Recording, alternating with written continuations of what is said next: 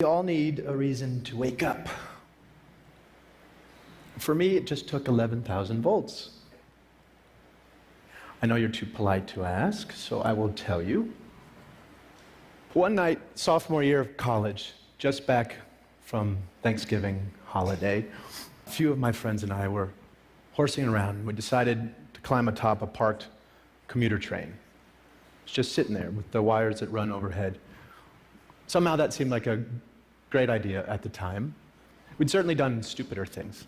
I scurried up the ladder on the back, and when I stood up, the electrical current entered my arm, blew down and out my feet, and that was that. Would you believe that watch still works? Takes a licking. My father wears it now in solidarity. That night began my formal relationship with death. My death. And it also began my long run as a patient. It's a good word. It means one who suffers. So I guess we're all patients. Now, the American healthcare system has more than its fair share of dysfunction. To match its brilliance, to be sure. I'm a physician now, a hospice and palliative medicine doc, so I've seen care from both sides. And believe me, most everyone who goes into healthcare really means well. I mean, truly. But we who work in it are also unwitting agents for a system that too often does not serve. Why? Well, there's actually a pretty easy answer to that question. And it explains a lot. Because healthcare was designed with diseases, not people, at its center. Which is to say, of course, it was badly designed. And nowhere are the effects of bad design more heartbreaking or the opportunity for good design more compelling than at the end of life, where things are so distilled and concentrated. There's no do-overs. My purpose today is to reach out across disciplines and invite design thinking into this big conversation. That is, to bring intention and creativity to the experience of dying. We have a monumental opportunity in front of us before a universal, one of the few universal issues, as individuals as well as a civil society, to rethink and redesign how it is we die. So, let's begin at the end. For most people, the scariest thing about death isn't being dead, it's dying, suffering. It's a key distinction. And to get underneath this, it can be very helpful to tease out suffering which is necessary, as it is, from suffering we can change. The former is a natural, essential part of life, part of the deal. And to this we are called to make space, adjust, grow. It can be really good to realize forces larger than ourselves. They bring proportionality, like a cosmic right-sizing.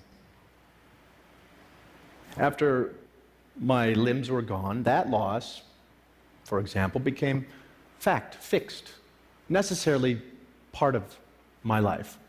And I learned I could no more reject this fact than reject myself. Took me a while, but I'd learned it eventually. Now, another great thing about necessary suffering is that it is the very thing that unites caregiver and care receiver, human beings. This, we are finally realizing, is where healing happens. Yes, compassion. Literally, as we learned yesterday, suffering together. Now, on the systems side, on the other hand, so much of the suffering is unnecessary, invented, serves no good purpose. But the good news is, since this brand of suffering is made up, well, we can change it. how we die is indeed something we can affect. Now, making the system sensitive to this fundamental distinction between necessary and unnecessary suffering gives us our first of three design cues for the day. After all, our role as caregivers, as people who care, is to relieve suffering, not add to the pile. True to the tenets of palliative care, I function as something of a reflective advocate as much as a prescribing physician. Quick aside, palliative care, very important field, but poorly understood. While it includes, it is not limited to end-of-life care. It is not limited to hospice. It's simply about comfort and living well at any stage. Okay, so please know that you don't have to be dying anytime soon to benefit from palliative care. Now, let me introduce you to Frank. He sort of makes this point. I've been seeing Frank now for years. He's living with advancing prostate cancer on top of long-standing HIV. We work on his bone pain and his fatigue, but most of the time we spend thinking out loud together about his life, really about our lives. In this way, Frank grieves. In this way, he keeps up with his losses as they roll in, so that he's ready to take in the next moment. Loss is one thing, but regret quite another. So Frank has always been an adventurer. Looks like something out of a Norman Rockwell painting, and no fan of regret. So it wasn't surprising when he came into clinic one day saying he wanted to raft down the Colorado River. Was this a good idea? With all the risks to his safety and his health, some would say no, many did, but he went for it while he still could. And it was a glorious, marvelous trip. Freezing water, blistering dry heat, scorpions, snakes, wildlife howling off the flaming walls of the Grand Canyon. All the glorious side of the world beyond our control. Now, Frank's decision, while maybe dramatic, is exactly the kind so many of us would make if we only had the support to figure out what is best for ourselves over time. So much of what we're talking about today is a shift in perspective.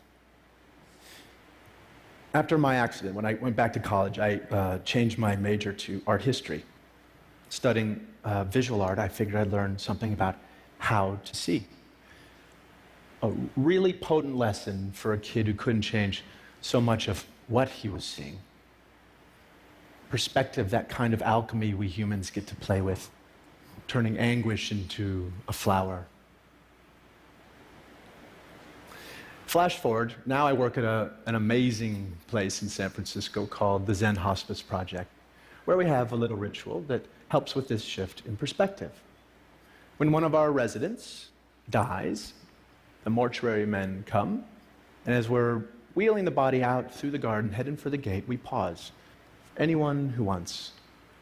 Fellow residents, family, nurses, volunteers, the hearse drivers too now.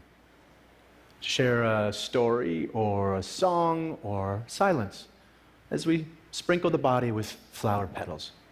It takes a few minutes. It's a sweet, simple parting image to usher in grief with warmth rather than repugnance. Contrast that with the typical experience in the hospital setting. Much like this, floodlit room lined with tubes and beeping machines and blinking lights that don't stop even when the patient's life has. Cleaning crew swoops in, the body's whisked away. It feels as though that person had never really existed.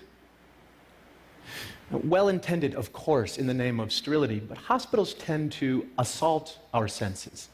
And the most we might hope for within those walls is numbness. Anesthetic.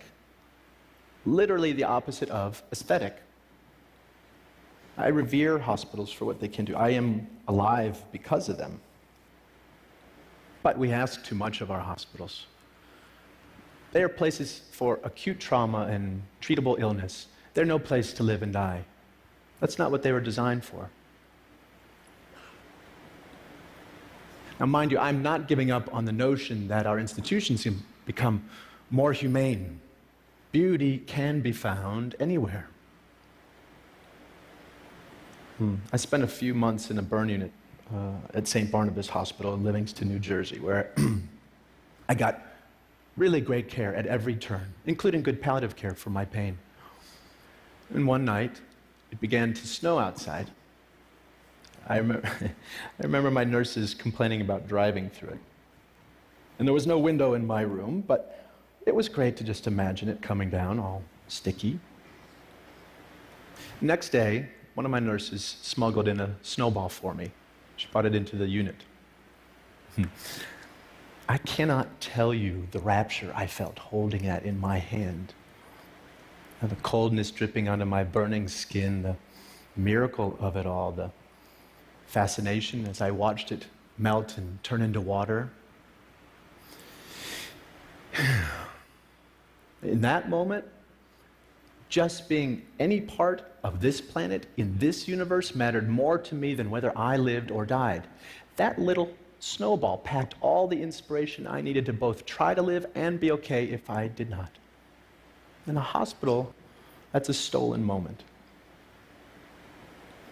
In my work, over the years, I've known many people who were ready to go, ready to die. And not because they had found some final peace or transcendence, but because they were so repulsed by what their lives had become. In a word, cut off or ugly. There are already record numbers of us living with chronic and terminal illness and into ever older age. And we are nowhere near ready or prepared for this silver tsunami. We need an infrastructure dynamic enough to handle these seismic shifts in our population. Now is a time to create something new, something vital. I know we can because we have to. The alternative is just unacceptable. And the key ingredients are known: policy, education and training, systems, bricks and mortar. We have tons of input for designers of all stripes to work with. We know, for example, from research, what's most important to people who are closer to death: comfort, feeling unburdened, and unburdening to those they love, existential peace, and a sense of wonderment and spirituality. Over Zen Hospice's nearly 30 years, we've learned much more from our residents in subtle detail. Little things aren't so little. Take Jeanette. She finds it harder to breathe one day to the next due to ALS. Well, guess what? She wants to start smoking again. And French cigarettes, if you please. Not out of some self-destructive bent, but to feel her lungs filled while she has them. Priorities change.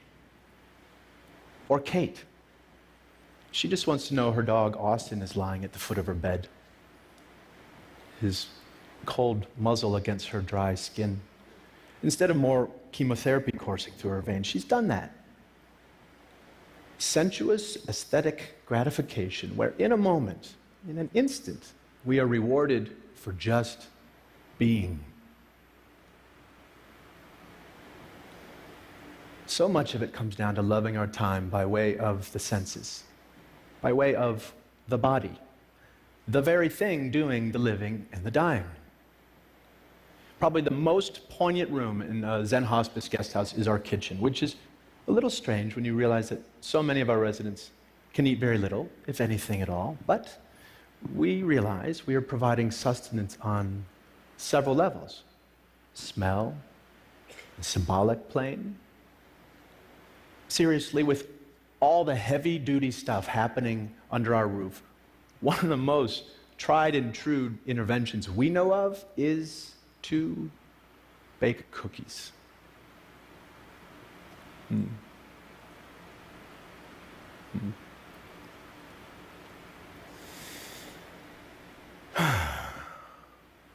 As long as we have our senses, even just one, we have at least the possibility of accessing what makes us feel human, connected.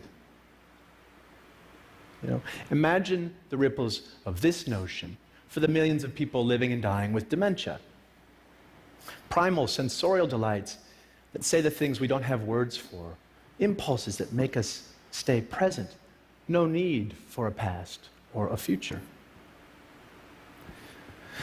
So, if teasing unnecessary suffering out of the system was our first design cue, then tending to dignity by way of the senses, by way of the body, the aesthetic realm is design cue number 2.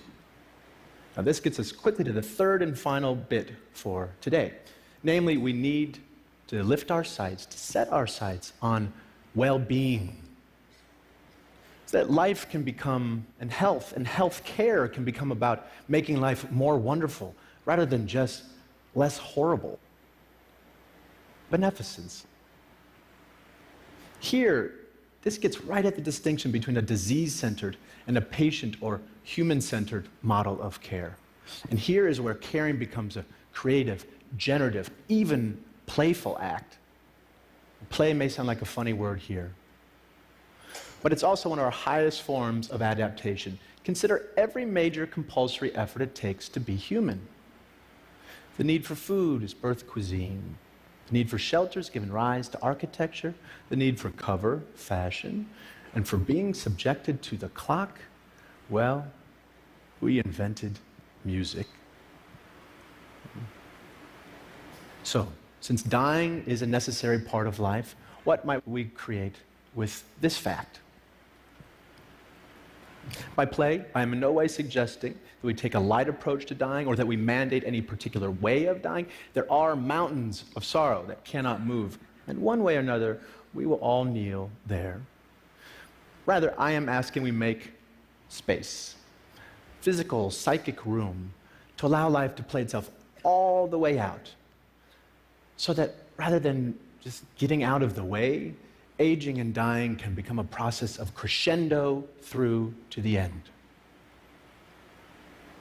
We can't solve for death.